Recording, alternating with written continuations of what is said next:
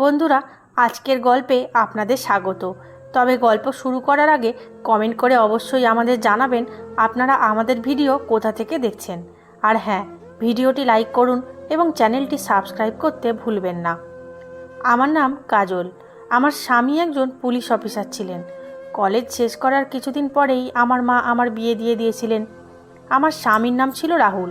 তিনি খুব ভালো, সৎ এবং নিষ্ঠাবান পুলিশ অফিসার ছিলেন। আমার বাবা এই পৃথিবীতে ছিলেন না, শুধু আমার মাই ছিলেন। বিয়ের পর আমি অন্য শহরে থাকতে শুরু করেছিলাম এবং রাহুলের চাকরির এমন অবস্থা ছিল যে তিনি খুব কমই ছুটি পেতেন। তাই আমিও মায়ের সঙ্গে খুব কম দেখা করতে পারতাম। দেখতে দেখতে পুরো 1 বছর কেটে গেল, কিন্তু আমি মায়ের কাছে যেতে পারলাম না। একদিন মায়ের ফোন এলো। তার গলা শুনেই আমার মনে হলো তিনি খুব মন খারাপ করে আছেন। তিনি বললেন, বেটা, এবারও যদি তুমি আমার সঙ্গে দেখা করতে না আসো তাহলে আমি তোমার সঙ্গে আর কথা বলবো না। তোমাকে আমার খুব মনে পড়ছে। আমি কতদিন ধরে তোমার অপেক্ষা করছি। তুমি প্রত্যেকবার বলো পরে আসবে, কিন্তু সেই পরে আর কখনো আসে না। এবারও যদি না আসো, এমন যেন না হয় যে পরে তোমার কাছে শুধু তোমার মায়ের স্মৃতিটাই থেকে যায়। মায়ের কথা শুনে আমার চোখে জল এসে গেল। আমি বললাম, মা, এমন কথা বলো না।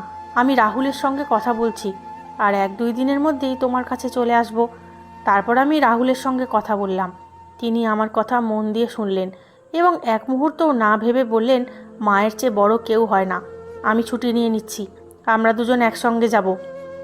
তার কথা শুনে আমি খুব খুশি হলাম। 2 দিন পর আমরা দুজন মায়ের বাড়িতে পৌঁছে গেলাম। মা দরজা খুলেই আমাকে দেখে কেঁদে ফেললেন। তিনি আমাকে জড়িয়ে ধরলেন এবং অনেকক্ষণ পর্যন্ত কিছুই বললেন না, শুধু আমার মাথায় হাত বুলিয়ে দিতে লাগলেন। তারপর রাহুলকেও খুব আদর করে ভেতরে ডাকলেন। তিনি নিজের হাতে আমাদের জন্য রান্না করলেন, আমাদের পছন্দের প্রতিটি খাবার বানালেন এবং বারবার জিজ্ঞেস করতে লাগলেন, খাবার ঠিক হয়েছে তো? তোমরা দুজন ভালো আছো তো? সেই 2 দিন আমার কাছে কোনো উৎসবের চেয়ে কম ছিল না। মায়ের সঙ্গে বসে পুরনো দিনের কথা বলা, ছোটোবেলার স্মৃতিগুলো মনে করা, সব কিছুই খুব ভালো লাগছিল। 3য় দিন আমার বাড়ির জন্য কিছু জিনিসপত্র কেনার দরকার ছিল, তাই আমি একাই বাজারে চলে গেলাম। বাজারে প্রচণ্ড ভিড় ছিল। চারিদিকে মানুষজন কেনাকাটা করছিল। কেউ সবজি কিনছিল, কেউ কাপড়, কেউ খেলনা। হঠাৎ আমার চোখ রাস্তার ধারে বসে থাকা এক বৃদ্ধার দিকে গেল। তার সামনে একটি ছোট ঝুড়ি রাখা ছিল, যার মধ্যে কিছু সস্তা খেলনা ছিল। তাকে খুব ক্লান্ত দেখাচ্ছিল। তার শাড়ি জায়গায় জায়গায় ছেঁড়া ছিল, পায়ে ছিল পুরনো জীর্ণ চটি, চুল পুরোপুরি সাদা হয়ে গিয়েছিল, মুখে ছিল গভীর বলিরেখা। কিন্তু তার মুখের মধ্যে এমন কিছু ছিল যা আমাকে সেখানেই থামিয়ে দিল। আমি তাকে ভালো করে দেখতে লাগলাম। হঠাৎ আমার মনে হলো আমি এই মুখটি চিনি। আমি একটু কাছে যেতেই আমার বুক ধড়ফড় করতে লাগলো, কারণ তিনি আর কেউ নন, আমার স্কুলের ক্লাস টিচার সুশীলা ম্যাডাম। তাকে দেখে আমি অবাক হয়ে গেলাম। স্কুলের দিনগুলোতে তিনি সবসময় পরিষ্কার পরিচ্ছন্ন শাড়ি পরে আসতেন। তার মুখে সবসময় হাসি লেগে থাকতো। তিনি খুব কঠোরও ছিলেন, কিন্তু মন থেকে ভীষণ ভালো মানুষ ছিলেন। কোনো শিশুর কাছে বই না থাকলে তিনি নিজের পকেটের টাকা দিয়ে বই কিনে দিতেন। গরিব ছাত্রছাত্রীদের ফি দিয়ে দিতেন। কখনো কোনো শিশুকে একা অনুভব করতে দিতেন না। পুরো স্কুলে তাঁর অনেক সম্মান ছিল। প্রত্যেক শিক্ষক তাঁকে শ্রদ্ধা করতেন। আর আজ সেই ম্যাডামই রাস্তার ধারে বসে খেলনা বিক্রি করছেন। তাঁর এই অবস্থা দেখে আমার হৃদয় ভেঙে গেল। আমি তার কাছে যেতেই যাচ্ছিলাম, কিন্তু তখনই তিনি মাথা নিচু করে অন্যদিকে তাকিয়ে নিলেন, যেন তিনি কারো সঙ্গে চোখে চোখ রাখতে চাইছেন না। আমি বুঝতে পারছিলাম না কি করব। আমার হাতে বাজারের জিনিসপত্র ছিল, আর মাথার মধ্যে হাজারটা প্রশ্ন ঘুরছিল। শেষ পর্যন্ত একজন শিক্ষিত সম্মানিত শিক্ষিকার এমন অবস্থা কিভাবে হতে পারে? আমি ভাবলাম, আগে বাড়ি ফিরে রাহুলের সঙ্গে কথা বলি, তারপর ভালোভাবে তার সঙ্গে দেখা করব। আমি বাড়ি ফিরে এলাম, কিন্তু আমার মন একেবারেই শান্ত হচ্ছিল না। মা জিজ্ঞেস করলেন, কি হয়েছে বেটা, এত চুপচাপ কেন? আমি বললাম, কিছু হয়নি মা, শুধু একটু মাথা ধরেছে। কিন্তু সত্যিটা ছিল, আমার মাথার মধ্যে শুধু সুশীলা ম্যাডামের মুখটাই ঘুরছিল। রাতে রাহুল যখন দেখলেন আমি খুব মন খারাপ করে আছি, তখন তিনি জিজ্ঞেস করলেন, কি হয়েছে? তখন আমি তাকে পুরো ঘটনাটা বললাম কিভাবে আমি বাজারে আমার ক্লাস টিচারকে দেখেছি এবং তার অবস্থা দেখে আমি হতবাক হয়ে গিয়েছিলাম। রাহুল আমার কথা খুব মন দিয়ে শুনলেন। তারপর বললেন, তুমি কি পুরোপুরি নিশ্চিত যে উনিই তোমার সেই ক্লাস টিচার ছিলেন? আমি বললাম, হ্যাঁ, আমি পুরোপুরি নিশ্চিত। আমি তাকে কোনোদিনও ভুলতে পারি না। তিনি শুধু আমাকে পড়াননি, সবসময় সঠিক পথও দেখিয়েছেন। আজ আমি যদি শিক্ষিত হয়ে থাকি তাহলে তার পেছনে তার অনেক বড় অবদান রয়েছে। রাহুল কিছুক্ষণ চুপ করে ভাবলেন, তারপর বললেন, যদি তাই হয় তাহলে তোমার অবশ্যই তার সঙ্গে দেখা করা উচিত। হয়তো তিনি কোনো বড় সমস্যার মধ্যে আছেন এবং তার কোনো আপনজনের প্রয়োজন। তুমি কাল সকালে গিয়ে তার সঙ্গে কথা বলো, শান্তভাবে জিজ্ঞেস করো তার সঙ্গে শেষ পর্যন্ত কি হয়েছে। যদি তার কোনো সাহায্যের প্রয়োজন হয় তাহলে আমরা দুজন মিলে তার সম্পূর্ণ সাহায্য করব। তার কথা শুনে আমার মন কিছুটা শান্ত হলো, কিন্তু সারা রাত আমার ঘুম হলো না। আমি বারবার ভাবতে লাগলাম, যে ম্যাডাম একসময় স্কুলের সবাইকে সাহায্য করতেন, আজ তাকে এই অবস্থায় কে নিয়ে এলো? শেষ পর্যন্ত তার জীবনে কী এমন ঘটেছিল যে তাকে রাস্তার ধারে বসে খেলনা বিক্রি করতে হচ্ছে? তার কি কেউ আপনজন ছিল না? তার কি কোনো সন্তান ছিল না? তার আত্মীয়রা কি তার সঙ্গ ছেড়ে দিয়েছিল, নাকি কেউ তার সঙ্গে বড় কোনো প্রতারণা করেছিল? এই প্রশ্নগুলোর উত্তর জানার অস্থিরতা আমার মধ্যে ক্রমেই বাড়তে লাগলো। সকাল হওয়ার জন্য আমি অধীর আগ্রহে অপেক্ষা করতে লাগলাম। সকাল হতেই আমি তাড়াতাড়ি তৈরি হয়ে মাকে বললাম, আমি একটু পরে আসছি। মা জিজ্ঞেস করলেন, কোথায় যাচ্ছিস? আমি বললাম, একটা খুব জরুরি কাজ আছে, ফিরে এসে বলবো। রাহুলও বুঝতে পেরেছিলেন যে আমি সুশীলা ম্যাডামের সঙ্গে দেখা করতে যাচ্ছি। তিনি যাওয়ার সময় আমাকে বললেন, ওনার সঙ্গে ভালোবাসা দিয়ে কথা বলবে। হতে পারে উনি নিজের কষ্ট কারো কাছে বলতেই চান না। যদি উনি কিছু বলতে চান তাহলে মন দিয়ে শুনবে, আর যদি ওনার আমাদের সাহায্যের প্রয়োজন হয় তাহলে কোনো কিছু না ভেবেই আমরা ওনাকে সাহায্য করব। আমি হেসে মাথা নাড়লাম এবং বাড়ি থেকে বেরিয়ে গেলাম। রাস্তায় হাঁটতে হাঁটতে আমার পা যেন আরও দ্রুত চলছিল। মনের মধ্যে ছিল অদ্ভুত এক অস্থিরতা, আবার একটা আশাও ছিল। হয়তো আজ আমি জানতে পারবো আমার প্রিয় সুশীলা ম্যাডামের জীবনে এমন কী ঝড় এসেছিল যা তার পুরো পৃথিবীটাই বদলে দিয়েছিল। পরের দিন আমি আবার সেই বাজারে যাওয়ার সিদ্ধান্ত নিলাম। সকাল থেকেই আমার মনে শুধু একটাই কথা চলছিল, আজ আমি অবশ্যই আমার সুশীলা ম্যাডামের সঙ্গে কথা বলবো এবং তার পুরো গল্প জেনে ছাড়বো। আমি তাড়াতাড়ি তৈরি হলাম এবং কাউকে বিরক্ত না করে চুপচাপ বাড়ি থেকে বেরিয়ে গেলাম। রাস্তায় যেতে যেতে আমার মনে নানা ধরনের প্রশ্ন ঘুরছিল। শেষ পর্যন্ত এত বড় একজন শিক্ষিকা কিভাবে এমন অবস্থায় পৌঁছালেন? আমি যখন বাজারে পৌঁছালাম তখন সবার আগে আমার চোখ সেই জায়গাটার দিকে গেল যেখানে আগের দিন তাকে বসে থাকতে দেখেছিলাম। তিনি আজও ঠিক সেখানেই বসেছিলেন। তার সামনে সেই একই ছোট্ট খেলনার ঝুড়ি রাখা ছিল। কিছু শিশু খেলনা দেখে দাঁড়াচ্ছিল, কিন্তু তাদের মা বাবা দামাদামি করে সেখান থেকে চলে যাচ্ছিলেন। ম্যাডাম চুপচাপ মাথা নিচু করে বসে থাকছিলেন। তার মুখে কোনো অভিযোগ ছিল না, কোনো আশাও ছিল না। শুধু মনে হচ্ছিল জীবন যেন তার কাছ থেকে হাসার অধিকারটুকুও কেড়ে নিয়েছে। আমি ধীরে ধীরে তার কাছে গিয়ে হাসি মুখে বললাম, নমস্কার ম্যাডাম, কেমন আছেন? তিনি আমার দিকে তাকালেন, কিন্তু তার চোখে আমাকে চিনতে পারার কোনো চিহ্ন ছিল না। তিনি অনেকক্ষণ আমার মুখের দিকে ভালো করে তাকিয়ে রইলেন। তারপর বললেন, বেটা, আমাকে ক্ষমা করো, আমি তোমাকে চিনতে পারছি না। তুমি কে? আমি হেসে বললাম, ম্যাডাম, আমি কাজল, আপনার ছাত্রী। আপনি আমাকে 10ম শ্রেণীতে পড়িয়েছিলেন। আমি আপনার প্রিয় ছাত্রী ছিলাম। আপনি সবসময় আমার প্রশংসা করতেন এবং বলতেন, কাজল, তুমি জীবনে অনেক দূর এগিয়ে যাবে। আমার কথা শুনতেই তার মুখে হালকা একটা হাসি ফুটে উঠল। তিনি আমার মাথায় হাত রেখে বললেন, ও হ্যাঁ হ্যাঁ বেটা, এবার মনে পড়েছে। সময় কত দ্রুত চলে যায়। তুমি তো একেবারে বদলে গেছো। আগে ছোট্ট একটা মেয়ে ছিলে, আর এখন এত বড় হয়ে গেছো। তারপর তিনি আদর করে জিজ্ঞেস করলেন, কেমন আছো বেটা? তোমার বিয়ে হয়ে গেছে? আমি বললাম, জি ম্যাডাম, আমার বিয়ে হয়ে গেছে। আমার স্বামী একজন পুলিশ অফিসার। আমি আমার মায়ের সঙ্গে দেখা করতে এখানে এসেছি। গতকাল হঠাৎ আপনাকে দেখে সারা রাত শুধু আপনার কথাই ভাবছিলাম। আমার কথা শুনে তিনি শুধু হালকা করে হাসলেন, কিন্তু তার চোখের মধ্যে লুকিয়ে থাকা কষ্ট স্পষ্ট বোঝা যাচ্ছিল। আমি দেখলাম তার সামনে রাখা খেলনাগুলো কেউ কিনছে না। আমি কিছু না বলে তার পুরো ঝুড়ির খেলনাগুলো কিনে নিলাম। তিনি বারবার বলতে লাগলেন, বেটা, এতগুলো খেলনা নিয়ে তুমি কি করবে? আমি বললাম, ম্যাডাম, এগুলো আমি গরিব শিশুদের মধ্যে বিলিয়ে দেব, কিন্তু আজ আমাকে আপনার সাহায্য করতে দিন। তারপর আমি কাছেই খেলতে থাকা কয়েকজন গরিব শিশুকে ডাকলাম এবং প্রত্যেককে একটি করে খেলনা দিলাম। শিশুদের মুখে আনন্দের হাসি দেখে আমার খুব ভালো লাগলো, আর ম্যাডামও প্রথমবারের মতো একটু হাসলেন। হয়তো আজ তাঁরও ভালো লেগেছিল যে তার খেলনাগুলো কোনো শিশুর মুখে হাসি ফুটিয়েছে। তারপর আমি তাকে বললাম, ম্যাডাম চলুন সামনের চায়ের দোকানে বসি, এখানে অনেক রোদ। তিনি প্রথমে বারবার না করছিলেন, কিন্তু আমি তার হাত ধরে ভালোবাসা দিয়ে তাকে উঠিয়ে চায়ের দোকানে নিয়ে গেলাম। সেখানে আমি তার জন্য চা আর কিছু হালকা নাস্তা অর্ডার করলাম। প্রথমে তিনি কিছু খেতেও রাজি হচ্ছিলেন না, কিন্তু আমি বললাম, আপনি আজ যদি কিছু না খান তাহলে আমার খুব খারাপ লাগবে। তখন তিনি ধীরে ধীরে চায়ে চুমুক দিতে শুরু করলেন। আমি তার সামনে বসে পড়লাম। কয়েক মুহূর্ত আমরা দুজনেই চুপ করে রইলাম। তারপর সাহস করে আমি জিজ্ঞেস করলাম, ম্যাডাম আপনি যদি কিছু মনে না করেন তাহলে একটা কথা জিজ্ঞেস করতে পারি? তিনি বললেন, জিজ্ঞেস করো বেটা। আমি বললাম, আপনার এই অবস্থা কিভাবে হলো?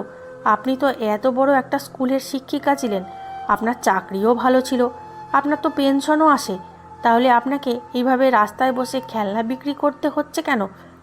আমার কথা শুনে তার চোখ জলে ভরে গেল। তিনি সঙ্গে সঙ্গে মুখটা অন্যদিকে ঘুরিয়ে নিলেন এবং চোখের জল মুছতে লাগলেন। আমি বুঝতে পারলাম আমি তার পুরনো ক্ষতগুলো আবার জাগিয়ে দিয়েছি। আমি তার হাত ধরে বললাম, ম্যাডাম আপনি যদি বলতে না চান তাহলে কোনো সমস্যা নেই, কিন্তু যদি নিজের মনের বোঝাটা একটু হালকা করতে চান তাহলে আমি আপনার মেয়ের মতো হয়ে সব কথা শুনব। আমার কথা শুনতেই তিনি কেঁদে ফেললেন। অনেকক্ষণ ধরে তার চোখ দিয়ে শুধু জল পড়তে থাকলো। তারপর কাঁপা গলায় বলতে শুরু করলেন, বেটা আমার পেনশন এখনও আসে, আমার নিজের একটা খুব বড় বাড়িও আছে, এত বড় যে সেখানে অনায়াসে কয়েকটি পরিবার থাকতে পারে, কিন্তু সেই বাড়িতে এখন আমার আর কোনো অধিকার নেই, কারণ আমার নিজের ছেলেরাই আমাকে গৃহহীন করে দিয়েছে। ওরা খুব চালাকি করে আমার সই করিয়ে পুরো বাড়িটাই নিজেদের নামে করে নিয়েছে। তখন ওরা আমাকে বলেছিল কিছু সরকারি কাগজপত্রে সই করতে হবে। আমি কি করে জানতাম যে সব সন্তানকে আমি নিজের কোলে মানুষ করেছি, যাদের জন্য দিনরাত পরিশ্রম করেছি, তারাই আমার সঙ্গে এত বড় প্রতারণা করবে। আজ ওরা দুজন নিজেদের স্ত্রীদের নিয়ে সেই বাড়িতেই আরামে থাকে, আর আমাকে আর আমার মেয়ে দিব্যাকে বাড়ির সবচেয়ে ছোট একটা ঘরে ঢুকিয়ে দিয়েছে। সেই ঘরে ঠিকমতো বাতাসও ঢোকে না, আলোও আসে না। গরমের সময় সেখানে বসে থাকাও অসম্ভব হয়ে যায়, এমনকি একটা পাখাও লাগিয়ে দেয়নি। ওরা আমাদের জীবনকে জেলের থেকেও খারাপ করে দিয়েছে। আমার মেয়ে দিব্যা পড়াশোনা করছে, খুব বুদ্ধিমান মেয়ে, কিন্তু বাড়ির দুই বউ তাকে কাজের লোক বানিয়ে রেখেছে। সকালে সবার আগে সেই ঘুম থেকে ওঠে, পুরো বাড়ি পরিষ্কার করে, সবার জন্য রান্না করে, বাসন মাজে, কাপড় কাচে। তারপরও যদি কোনো কাজে সামান্য ভুল হয় আমার দুই বউ তাকে কথা শোনায়। এমনকি আমার ছেলেরাও তাকে মারধর করে, সব সময় তাকে অপমান করে। ও বেচারি চুপচাপ সব সহ্য করে যায়, শুধু আমার জন্য, কারণ ওর ভয় হয় যদিও এই বাড়ি ছেড়ে চলে যায় তাহলে আমি একা হয়ে যাব। শুধু তাই নয় বেটা, ওরা আমার ব্যাংক অ্যাকাউন্টও দখল করে নিয়েছে, জোর করে আমার সই করিয়ে এটিএম কার্ড নিজেদের কাছে রেখে দিয়েছে। প্রতি মাসে যে পেনশন আসে ওরাই গিয়ে তুলে নিয়ে আসে, আমার হাতে একটা টাকাও দেয় না। কখনো যদি আমার ওষুধ কেনার দরকার হয় তাহলেও 10 বার হাত পাততে হয়, আর তার বদলে শুনতে হয় 100টা কথা। একদিন আমি ওদের বলেছিলাম, বেটা আমাকে কিছু টাকা দাও, আমার ওষুধ শেষ হয়ে গেছে। তখন ওরা হেসে বলেছিল, মা আপনার টাকার কি দরকার, আপনি তো বাড়িতে বসে আরাম করেন। তারপর একদিন ওরা বলল, মা আপনি সারাদিন বাড়িতে বসে থাকেন, একঘেয়ে লাগে না? আপনি তো বাইরে গিয়ে বাচ্চাদের খেলনা বিক্রি করতে পারেন, তাতে আপনার সময়ও কেটে যাবে আর কিছু টাকাও পাওয়া যাবে। আমার মনে হয়েছিল হয়তো ওরা আমার চিন্তা করছে, কিন্তু আমি কত বড় ভুল ভেবেছিলাম।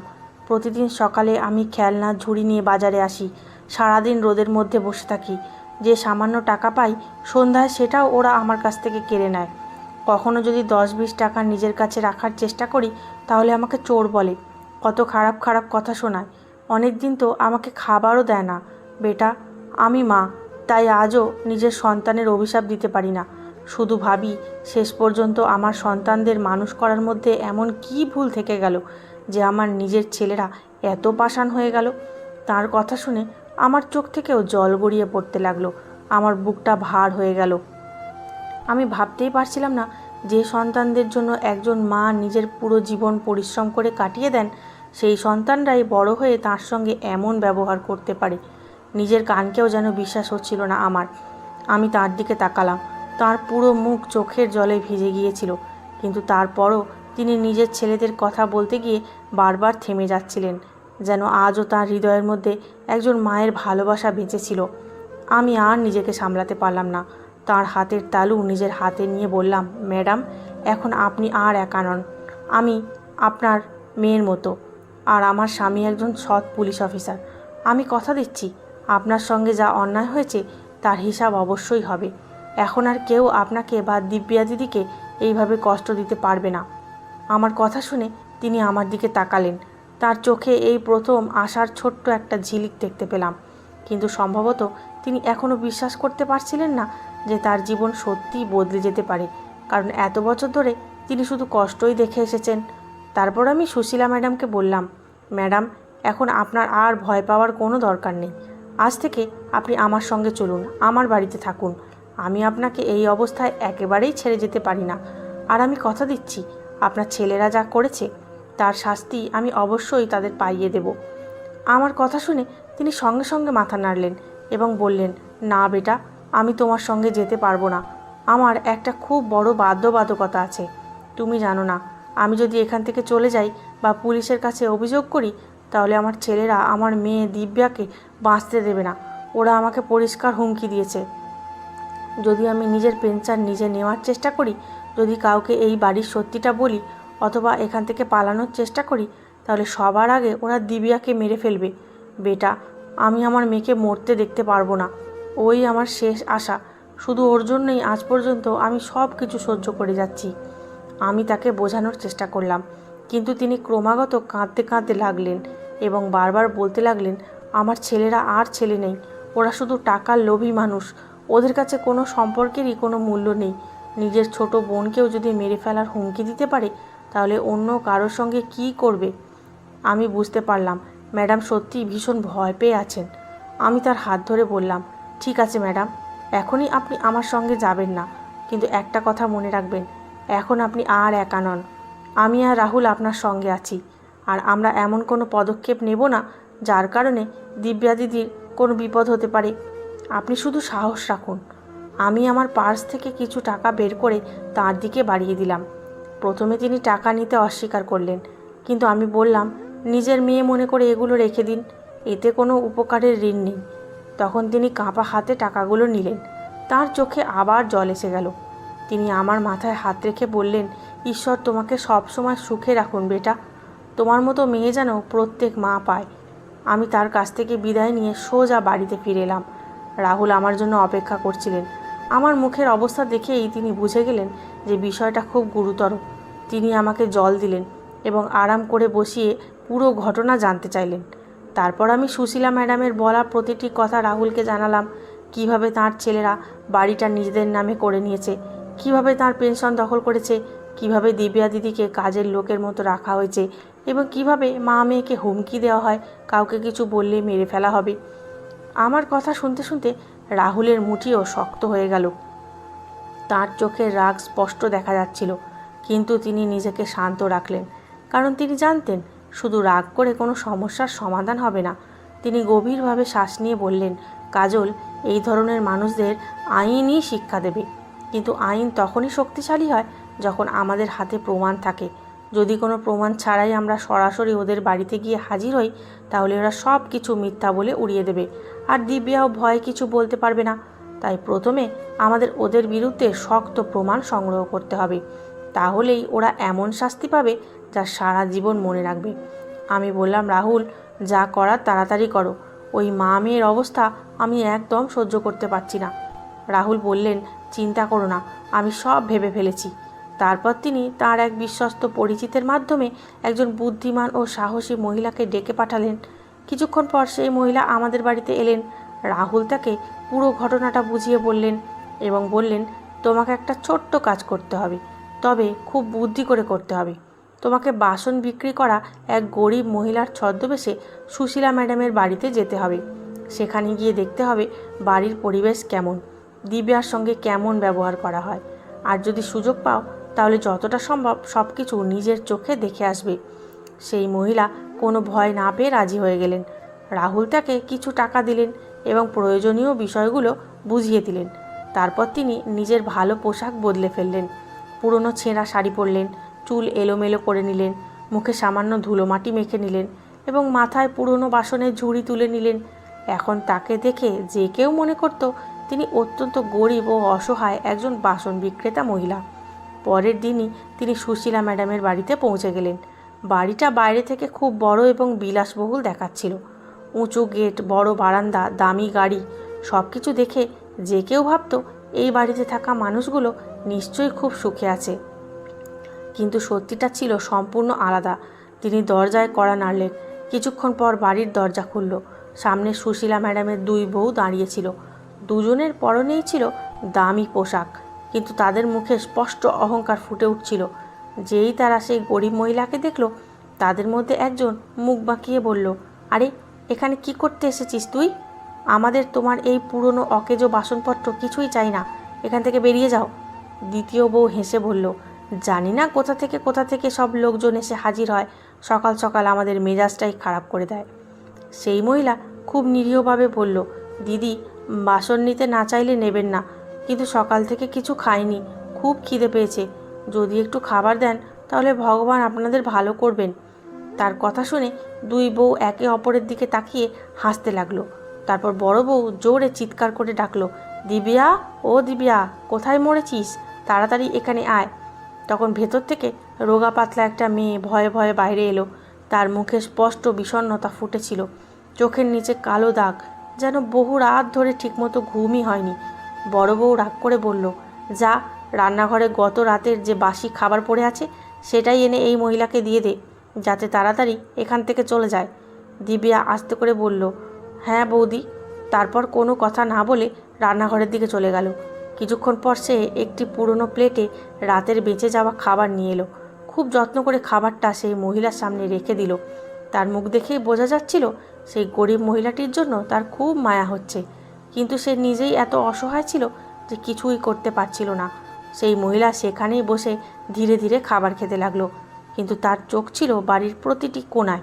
সে খুব মন দিয়ে সব কিছু লক্ষ্য করছিল। ঠিক তখনই ছোট বউ জোরে বলল, দিব্যা, যা তো, আমার জন্য জল নিয়ে আয়, আমার খুব তেষ্টা পেয়েছে। দিব্যা সঙ্গে সঙ্গে দৌড়ে গেল এবং এক গ্লাস জল নিয়ে এলো, কিন্তু ভয়ের কারণে তার হাত কাঁপছিল। যেই সে গ্লাসটা এগিয়ে দিল, অমনি তার হাত ফসকে গেল এবং পুরো জল মাটিতে পড়ে গেল। ব্যাস, তারপর আর কি?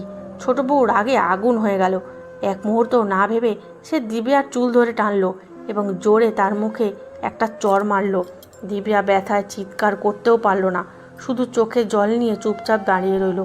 বড় বউও তাকে বকতে শুরু করলো, অন্ধ হয়ে গেছিস নাকি? একটা গ্লাসের জলও ঠিকমতো ধরে রাখতে পারিস না? জানি না কোন অবাগা মুহূর্তে এই বাড়িতে জন্মেছিলি। দুজন মিলে ক্রমাগত তাকে অপমান করতে লাগলো, আর দিব্যা মাথা নিচু করে সব কিছু সহ্য করতে থাকলো।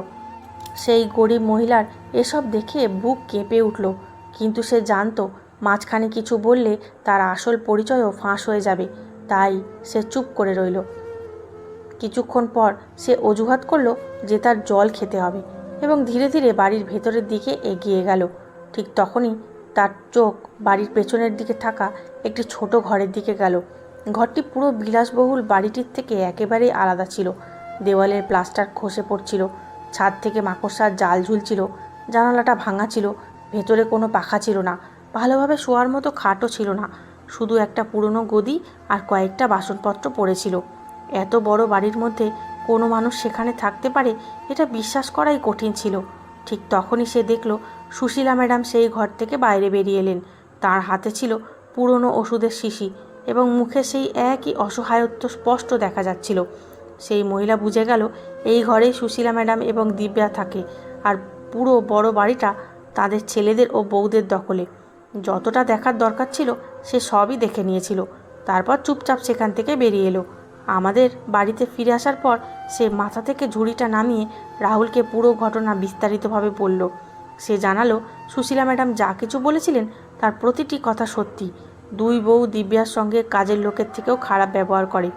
দুই ছেলে অবশ্য কোথাও দেখা যায়নি, কিন্তু পুরো বাড়ির পরিবেশ এমন যে মা মেয়ের কোনো সম্মানই নেই। তাদের ঘরটি মানুষের থাকার উপযুক্তও নয় এবং দিব্যাকে সামান্য ভুলের জন্য মারধর করা হয়। এসব শুনে আমার চোখে জল চলে এলো। অন্যদিকে রাহুলের মুখ রাগে লাল হয়ে গেল, কিন্তু এবার তার চোখে শুধু রাগ ছিল না, ছিল একটা দৃঢ় সিদ্ধান্ত। কারণ এই প্রথম সেই অত্যাচারী ছেলেদের বিরুদ্ধে ব্যবস্থা নেওয়ার জন্য আমাদের কাছে শক্ত কারণ এবং প্রয়োজনীয় প্রমাণ দুটোই ছিল। পরের দিন আমি আবার খুব ভোরে ঘুম থেকে উঠে সোজা সুশীলা ম্যাডামের সঙ্গে দেখা করতে চলে গেলাম। রাস্তায় যেতে যেতে শুধু একটাই কথা ভাবছিলাম, এবার আমাদের আর দেরি করা উচিত নয়। যত দেরি হবে ততই দিব্যা দিদির বিপদ বাড়তে থাকবে। আমি যখন বাজারে পৌঁছালাম, ম্যাডাম প্রতিদিনের মতো সেই একই জায়গায় বসেছিলেন। তার সামনে আবার সেই একই খেলনার ঝুড়ি রাখা ছিল, কিন্তু আজ তার মুখে আগের চেয়েও বেশি বিষণ্ণতা ছিল। মনে হচ্ছিল যেন সারা রাত তিনি ঠিকমতো ঘুমাতেও পারেননি। আমি তার পাশে গিয়ে বসলাম এবং আস্তে করে বললাম, নমস্কার ম্যাডাম, কেমন আছেন? তিনি আমার দিকে তাকিয়ে হালকা হাসার চেষ্টা করলেন, কিন্তু তার চোখে কষ্ট স্পষ্ট দেখা যাচ্ছিল। আমি সময় নষ্ট না করে বললাম, ম্যাডাম, আজ আপনাকে আমার সঙ্গে যেতে হবে, আর অপেক্ষা করা ঠিক হবে না। তিনি সঙ্গে সঙ্গে ভয় পেয়ে এদিক ওদিক তাকালেন এবং নিচু গলায় বললেন, বেটা, আমি তোমাকে গতকালও বুঝিয়েছিলাম না আমি তোমার সঙ্গে যেতে পারবো না। আমার ছেলেরা যদি জানতে পারে যে আমি কোথাও চলে গেছি, তাহলে তারা আমার মেয়ে দিব্যাকে বাঁচতে দেবে না। ওরা যে কোনো পর্যায়ে নেমে যেতে পারে। আমি আমার মেয়ের জীবন বিপদের মধ্যে ফেলতে পারি না। আমি তার হাত নিজের হাতে নিয়ে খুব ভালোবাসা দিয়ে বললাম, ম্যাডাম, আপনি যদি সত্যিই আপনার মেয়েকে বাঁচাতে চান, তাহলে আজ আপনাকে আমার সঙ্গে যেতেই হবে। আমি কোনো কিছু না ভেবেই কিছু করছি না। আমার স্বামী রাহুল একজন সৎ পুলিশ অফিসার। তিনি পুরো প্রস্তুতি নিয়ে ফেলেছেন। আমরা কোনো প্রমাণ ছাড়া কোনো পদক্ষেপ নিচ্ছি না। আর এখন আমাদের আপনার সাহায্য দরকার। আপনি যদি সবসময় ভয়ে থাকেন, তাহলে আপনার ছেলেরা সারা জীবন আপনাকে ভয় দেখিয়েই যাবে। কিন্তু আজ আপনি যদি একটু সাহস দেখান, তাহলে আপনার মেয়েও এই নরকের মতো জীবন থেকে বেরিয়ে আসতে পারবে। আমার কথা শুনে তিনি কিছুক্ষণ চুপ করে রইলেন। তার চোখ দিয়ে অনবরত জল পড়ছিল। সম্ভবত তার মন আর মস্তিষ্কের মধ্যে তখন একটা যুদ্ধ চলছিল। শেষ পর্যন্ত কিছুক্ষণ পর তিনি ঈশ্বরের নাম নিয়ে বললেন, বেটা, ঠিক আছে, আমি তোমার সঙ্গে যাব। এখন তোমার ওপর আমার বিশ্বাস আছে। ঈশ্বর যদি তোমাকে আমার কাছে পাঠিয়ে থাকেন, তাহলে হয়তো আমার ভাগ্য বদলানোর সময় এসে গেছে। তার কথা শুনে আমার মুখে হাসি ফুটে উঠল। আমি সঙ্গে সঙ্গে তার খেলনার ঝুড়ি গুছিয়ে তাকে আমার গাড়িতে বসিয়ে নিলাম। পুরো রাস্তা জুড়ে তিনি খুব ভয় পেয়েছিলেন, বারবার পিছনে ফিরে তাকাচ্ছিলেন, যেন তার মনে হচ্ছিল তার ছেলেরা হয়তো আমাদের পিছু নিয়েছে। আমি তাকে বোঝালাম, এখন আপনার কোনো কিছু নিয়ে চিন্তা করার দরকার নেই। প্রথমে আমরা একটা জরুরি কাজ করব, তারপর বাকি পদক্ষেপ নেব। কিছুক্ষণ পর আমরা দুজন ব্যাংকে পৌঁছে গেলাম। ব্যাংকের ভেতরে ঢোকার সময়ও তার হাত কাঁপছিল। আমি তার হাত ধরে তাকে সাহস দিলাম। তারপর আমরা সরাসরি ব্যাংক ম্যানেজারের কেবিনে গেলাম। আমি ম্যানেজারকে বললাম, আমাদের খুব জরুরি একটা কথা বলার আছে। তিনি আমাদের বসতে বললেন এবং পুরো বিষয়টা জানতে চাইলেন। তখন আমি শুরু থেকে শেষ পর্যন্ত সমস্ত ঘটনা তাকে বললাম, কিভাবে সুশীলা ম্যাডামের ছেলেরা প্রতারণা করে তার ব্যাংক অ্যাকাউন্ট নিজেদের দখলে নিয়েছে, কিভাবে প্রতি মাসে তার পেনশন তুলে নেয় এবং তাকে একটা টাকাও দেয় না। ব্যাংক ম্যানেজার সব শুনে অবাক হয়ে গেলেন। তিনি সঙ্গে সঙ্গে সুশীলা ম্যাডামের দিকে তাকিয়ে জিজ্ঞেস করলেন, ম্যাডাম, এসব কি সত্যি? সুশীলা ম্যাডামের চোখ দিয়ে জল বেরিয়ে এলো। তিনি আস্তে করে বললেন, হ্যাঁ বেটা, এটাই আমার জীবনের সত্যি। নিজের উপার্জনের টাকা পাওয়ার জন্যও আমাকে অন্যের সামনে হাত পাততে হয়। ব্যাংক ম্যানেজার কয়েক মুহূর্ত একেবারে চুপ করে রইলেন। তারপর বললেন, ম্যাডাম, আপনি একেবারেই চিন্তা করবেন না। এখন থেকে আপনার পেনশন আর কেউ তুলতে পারবে না। প্রথমে আমরা আপনার পুরো অ্যাকাউন্টই বন্ধ করব, তারপর একটি নতুন অ্যাকাউন্ট খুলব। আর এবার পুরো প্রক্রিয়াটাই সম্পূর্ণ নিরাপদ থাকবে। আপনার সই এবং আপনার উপস্থিতি ছাড়া কোনো ব্যক্তি সেই অ্যাকাউন্ট থেকে 1 টাকাও তুলতে পারবে না। তার কথা শুনে প্রথমবারের মতো সুশীলা ম্যাডামের মুখে স্বস্তি দেখা গেল। মনে হলো যেন তার বুক থেকে একটা বিশাল বোঝা নেমে গেল। তারপর ব্যাংকের কর্মীরা প্রয়োজনীয় কাগজপত্রের কাজ শুরু করলেন। সুশীলা ম্যাডাম নিজের হাতে সমস্ত ফর্ম পূরণ করলেন এবং যেখানে যেখানে প্রয়োজন সেখানে নিজের সই করলেন। কিছুক্ষণ পর তার পুরনো অ্যাকাউন্টটি বন্ধ করে দেওয়া হলো। তারপর একটি নতুন অ্যাকাউন্ট খুলে দেওয়া হলো। ব্যাংক ম্যানেজার তাকে নতুন পাসবুক এবং অন্যান্য প্রয়োজনীয় কাগজপত্র দিয়ে হাসি মুখে বললেন, এখন থেকে আপনার পেনশন সরাসরি এই অ্যাকাউন্টেই আসবে, আর আপনার অনুমতি ছাড়া কেউ এর ওপর কোনো নিয়ন্ত্রণ নিতে পারবে না। যদি কখনও কেউ আপনাকে জোর করে বা হুমকি দেয়, তাহলে সঙ্গে সঙ্গে আমাদের অথবা পুলিশকে জানাবেন। আমরা আপনাকে সম্পূর্ণ সহযোগিতা করব। সুশীলা ম্যাডাম কাঁপা হাতে পাসবুকটা ধরলেন এবং তার চোখ দিয়ে আনন্দের জল বেরিয়ে এলো। তিনি বললেন, বেটা, অনেক বছর পর আজ আমার মনে হচ্ছে আমার নিজের উপার্জন সত্যিই আবার আমার নিজের হয়ে গেছে। আমি তার দিকে তাকিয়ে হেসে বললাম, ম্যাডাম, এখনও তো শুধু শুরু। আপনাকে আপনার সম্মানও ফিরিয়ে দিতে হবে এবং আপনার মেয়েকেও এই নরক থেকে বের করে আনতে হবে। ব্যাংকের কাজ শেষ হওয়ার পর আমি তাকে সঙ্গে করে বাড়িতে নিয়ে এলাম। রাস্তায় তিনি বারবার আমার হাত ধরে আমাকে ধন্যবাদ দিতে লাগলেন, কিন্তু আমি প্রতিবারই বলছিলাম, ম্যাডাম, আমাকে ধন্যবাদ দেবেন না। আপনি আমাকে ছোটোবেলায় পড়িয়েছেন। আজ আমি যদি আপনার জন্য কিছু করতে পারি তাহলে এটা আমার কর্তব্য। আমরা যখন বাড়িতে পৌঁছালাম, রাহুল আগে থেকেই আমাদের জন্য অপেক্ষা করছিলেন। তিনি অত্যন্ত সম্মানের সঙ্গে সুশীলা ম্যাডামকে স্বাগত জানালেন, তাকে বসতে দিলেন, জল দিলেন এবং শান্তভাবে বললেন, ম্যাডাম, এখন আপনি একেবারেই ভয় পাবেন না, এখানে আপনি নিরাপদ। তারপর সুশীলা ম্যাডাম রাহুলকে তার পুরো জীবনের গল্প শুরু থেকে শেষ পর্যন্ত বলতে শুরু করলেন। কিভাবে তিনি তার দুই ছেলেকে পড়াশোনা করিয়েছেন, কিভাবে তাদের বাবার মৃত্যুর পর একাই পরিশ্রম করে তাদের বড় করেছেন, কিভাবে নিজের সমস্ত সুখ স্বাচ্ছন্দ্য ত্যাগ করে তাদের জন্য একটি বাড়ি তৈরি করেছিলেন এবং কিভাবে সেই ছেলেরাই একদিন খুব চালাকি করে তার সই করিয়ে পুরো বাড়িটা নিজেদের নামে করে নিয়েছিল। তারপর তার পেনশনও কেড়ে নিয়েছিল এবং তাকেও দিব্যাকে বাড়ির সবচেয়ে খারাপ ঘরটিতে থাকতে বাধ্য করেছিল। তিনি আরও জানালেন, তার দুই ছেলে সব সময় হুমকি দেয় যে তিনি যদি কখনো পুলিশের কাছে অভিযোগ করেন বা কাউকে কিছু বলেন তাহলে সবার আগে তারা দিব্যাকে মেরে ফেলবে। পুরো গল্পটা শোনার সময় রাহুল একেবারে শান্ত হয়ে বসেছিলেন, কিন্তু আমি তাকে খুব ভালো করেই চিনতাম। তার মুখের শান্তির আড়ালে যে প্রচণ্ড রাগ লুকিয়েছিল সেটা আমি বুঝতে পারছিলাম। সুশীলা ম্যাডামের কথা শেষ হলে রাহুল খুব গম্ভীর গলায় বললেন, ম্যাডাম, এবার অনেক হয়েছে। আপনি যতটা কষ্ট সহ্য করার ছিল সহ্য করেছেন। এখন আর একদিনও আপনাকে এবং আপনার মেয়েকে এই নরকের মধ্যে থাকতে দেব না। আমি শুধু আপনার জামাই নই, একজন পুলিশ অফিসারও, আর আইন কাউকেই নিজের মা এবং বোনের ওপর অত্যাচার করার অনুমতি দেয় না। আপনার ছেলেরা যা করেছে তার জবাব তাদের আইনের সামনে দিতেই হবে।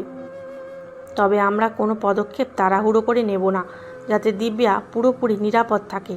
আমাদের প্রথম দায়িত্ব হলো তাকে নিরাপদে সেখান থেকে বের করে আনা। তারপর আপনার ছেলে এবং তাদের স্ত্রীদের বিরুদ্ধে এমন প্রমাণ পেশ করব যাতে তারা কোনোভাবেই আইন থেকে বাঁচতে না পারে। আমি আপনাকে কথা দিচ্ছি ম্যাডাম, আপনার মেয়েকে আমি নিজের দায়িত্ব মনে করে রক্ষা করব, আর যারা আপনার জীবনটা নষ্ট করেছে তাদের প্রত্যেকটি অপরাধের শাস্তি অবশ্যই হবে। রাহুলের কথা শুনে সুশীলা ম্যাডামের চোখে এই প্রথম ভয়ের বদলে আশার আলো দেখা গেল। তিনি দুহাত জোর করতে গেলেন, কিন্তু রাহুল সঙ্গে সঙ্গে তার হাত ধরে ফেললেন এবং বললেন, না ম্যাডাম, আপনি হাত জোর করবেন না। আপনি সারা জীবন শিশুদের পড়িয়ে সমাজকে ভালো মানুষ উপহার দিয়েছেন। আজ আপনাকে সাহায্য করা আমাদের কর্তব্য। আপনি শুধু সাহস রাখুন, কারণ এখন থেকে আপনার লড়াই আপনি একা লড়বেন না, আমরা সবাই আপনার সঙ্গে আছি। আর এবার সত্যেরই জয় হবে।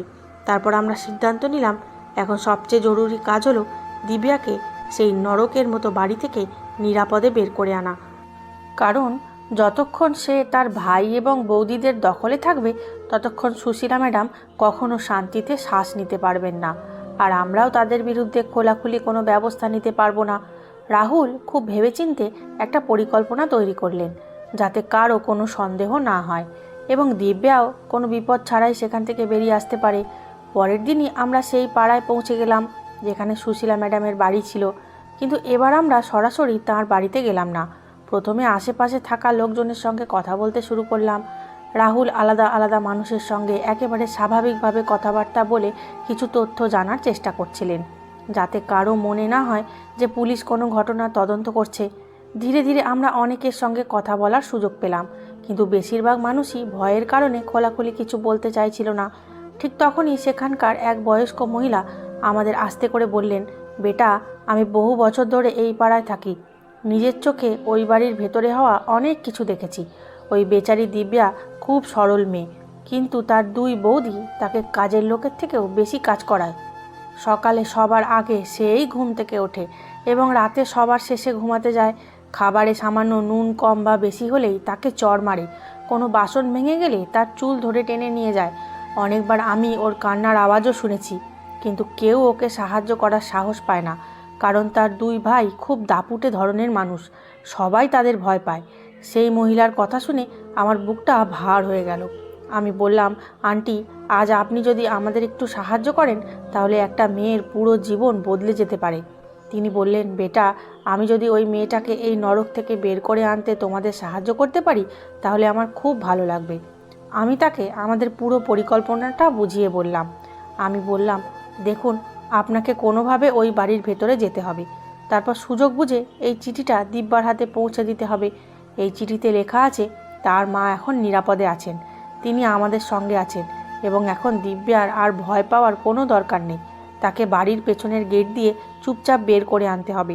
বাড়ি থেকে একটু দূরেই আমাদের গাড়ি দাঁড়িয়ে থাকবে, সেখানে আমি, রাহুল এবং তার মা দিব্যার জন্য অপেক্ষা করব। সে যদি সেখানে পৌঁছতে পারে তাহলে আমরা তাকে নিরাপদে আমাদের সঙ্গে নিয়ে যাব। সেই মহিলা এক মুহূর্ত না ভেবে রাজি হয়ে গেলেন। তিনি বললেন, বেটা, তুমি চিন্তা করো না, আমি কোনো না কোনো অজুহাতে ওই বাড়ির ভেতরে ঢুকে যাব, কেউ কিছু সন্দেহও করবে না। কিছুক্ষণ পর তিনি হাতে কিছু সবজি এবং একটি ছোট ব্যাগ নিলেন, যাতে দেখে মনে হয় তিনি প্রতিবেশী হিসেবে কোনো কাজে এসেছেন। তারপর ধীরে ধীরে সুশীলা ম্যাডামের বাড়ির দিকে চলে গেলেন। আমরা একটু দূরে আমাদের গাড়িতে বসে সব কিছু দেখছিলাম। আমার বুক খুব জোরে ধড়ফড় করছিল। আমি বারবার ঈশ্বরের কাছে প্রার্থনা করছিলাম যেন আমাদের পরিকল্পনাটা সফল হয়। কিছুক্ষণ পর সেই মহিলা বাড়ির ভেতরে ঢুকে গেলেন। তিনি বউয়ের সঙ্গে এদিক ওদিকের সাধারণ কথা বলতে শুরু করলেন যাতে কেউ তার ওপর সন্দেহ না করে। ঠিক তখনই তিনি সুযোগ পেয়ে গেলেন। দিব্যা যখন একা রান্নাঘরের দিকে যাচ্ছিল তখন তিনি চুপি চুপি চিঠিটা তার হাতে দিয়ে আস্তে করে বললেন, বেটা, এখনই চিঠিটা পড়বে না, যখন কেউ দেখছে না তখন পড়বে, আর কাউকে কিচ্ছু বলবে না। দিব্যা প্রথমে ভয় পেয়ে গেল, কিন্তু সে দ্রুত চিঠিটা নিজের পোশাকের মধ্যে লুকিয়ে ফেলল। কিছুক্ষণ পর যখন সে একা হলো তখন কাঁপা হাতে চিঠিটা খুলল। যতই সে পড়তে লাগলো তার চোখ দিয়ে জল গড়িয়ে পড়তে লাগলো। চিঠিতে লেখা ছিল, দিব্যা বেটা, ভয় পেও না, তোমার মা আমাদের সঙ্গে সম্পূর্ণ নিরাপদে আছেন। এখন তোমাকেও সেখান থেকে বেরিয়ে আসতে হবে। বাড়ির পেছনের গেট দিয়ে কাউকে কিছু না জানিয়ে বেরিয়ে এসো। বাড়ি থেকে একটু দূরে সাদা রঙের একটি গাড়ি দাঁড়িয়ে আছে, সেখানে আমি, কাজল, রাহুল এবং তোমার মা তোমার জন্য অপেক্ষা করছি। এখন তোমাদের আর একা সব কিছু সহ্য করতে হবে না, আমরা তোমাকে নিতে এসেছি। চিঠিটা পড়তেই দিব্যার বুক জোরে জোরে ধড়ফড় করতে লাগলো। তার বিশ্বাসই হচ্ছিল না যে তার মা সত্যিই নিরাপদে আছেন। সে আস্তে করে ঈশ্বরের নাম নিল এবং সুযোগের অপেক্ষা করতে লাগলো। কিছুক্ষণ পর তার দুই বৌদি বাড়ির সামনের দিকে কোনো কাজে ব্যস্ত হয়ে পড়ল এবং তার দুই ভাইও বাইরে চলে গেল। এটাই ছিল সঠিক সুযোগ। দিব্যা কোনো শব্দ না করে বাড়ির পেছনের দরজার দিকে এগিয়ে গেল। একবার সে পিছন ফিরে সেই বাড়িটার দিকে তাকালো, যে বাড়িতে সে এত বছর শুধু কষ্টই সহ্য করেছে। তারপর ধীরে করে গেট খুলে বাইরে বেরিয়ে এলো। তার পা খুব দ্রুত চলছিল, কিন্তু তার মনে তখনও ভয় ছিল, কেউ যদি তাকে দেখে ফেলে। সে দ্রুত হাঁটতে হাঁটতে সেই জায়গায় পৌঁছে গেল যেখানে আমাদের গাড়িটা দাঁড়িয়েছিল। গাড়িটা দেখতেই তার চোখে আশার আলো জ্বলে উঠল।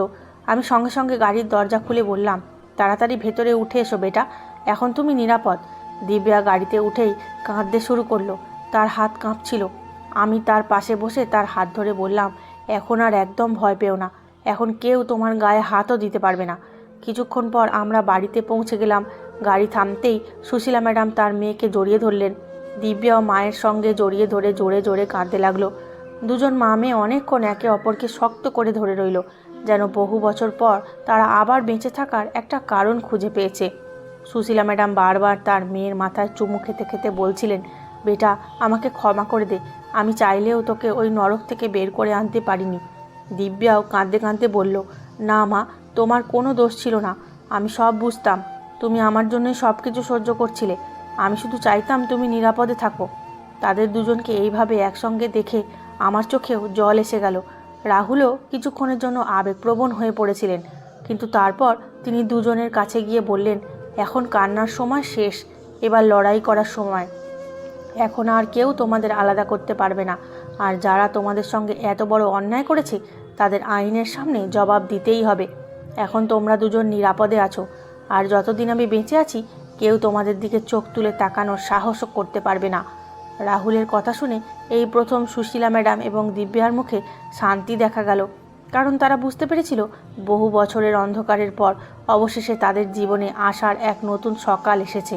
যখন সুশীলা ম্যাডামের দুই ছেলে জানতে পারল যে তাদের মা এখনও বাড়িতে ফিরে আসেনি এবং দিব্যাও বাড়ি থেকে নিখোঁজ, তখন তাদের রাগ চরমে পৌঁছে গেল। প্রথমে তারা ভাবল হয়তো মা মেয়ে কোনো আত্মীয়ের বাড়িতে গিয়েছে, কিন্তু কিছুক্ষণ পরও যখন দুজনের কারো কোনো খবর পাওয়া গেল না, তখন তারা অস্থির হয়ে পুরো বাড়ির এদিক ওদিক ঘুরতে লাগলো।